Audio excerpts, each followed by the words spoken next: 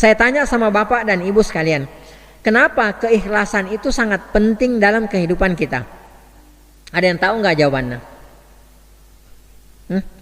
Naam.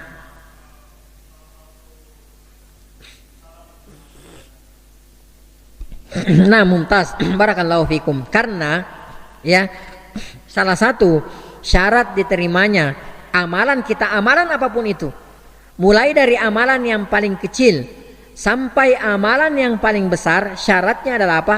Syaratnya adalah ikhlas. Ya. Sebanyak apapun amalan yang kita lakukan, bahkan walaupun amalan kita tersebut sudah sesuai dengan tuntunan Rasulullah SAW, akan tetapi kita tidak ikhlas dalam mengerjakan ya amalan tersebut, maka yakinlah bahwa amalan tersebut tidak akan diterima oleh Allah Subhanahu wa taala.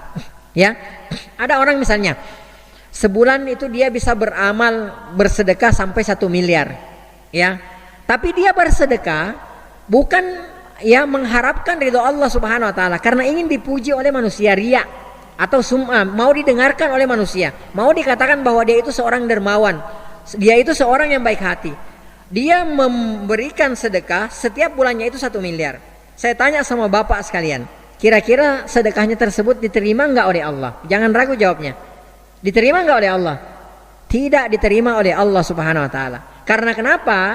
Ya, syarat diterimanya amalan kita yang pertama adalah ikhlas, semata-mata karena Allah Subhanahu wa taala. Syarat diterimanya amal kita, ya, amalan apapun itu ada 2. Ya. Yang pertama adalah apa? Ikhlas.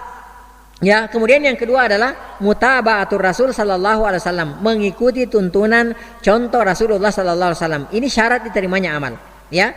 Jadi kalau ada orang yang beramal tidak ikhlas walaupun sesuai dengan tuntunan Rasulullah SAW, maka dia tidak akan diterima. Ada orang yang beramal dia sudah ikhlas, ya karena Allah, ya karena Allah Subhanahu wa taala. Dia beramal, dia beribadah karena Allah Subhanahu wa taala. Akan tetapi tidak sesuai dengan tuntunan contoh Rasulullah SAW, maka amalannya tersebut juga apa? Tidak diterima oleh Allah Subhanahu wa taala. Jadi harus ada 2. Ya, yang pertama amalan kita harus ikhlas, semata-mata hanya mengharapkan wajah Allah, ridho Allah Subhanahu wa taala.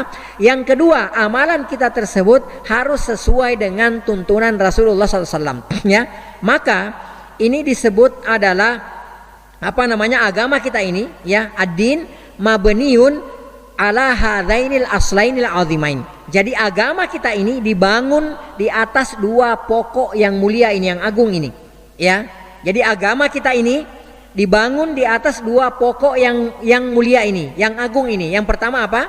Ikhlas. Kemudian yang kedua apa? Mutaba'atur Rasul sallallahu alaihi wasallam, mengikuti tuntunan Rasulullah sallallahu alaihi wasallam.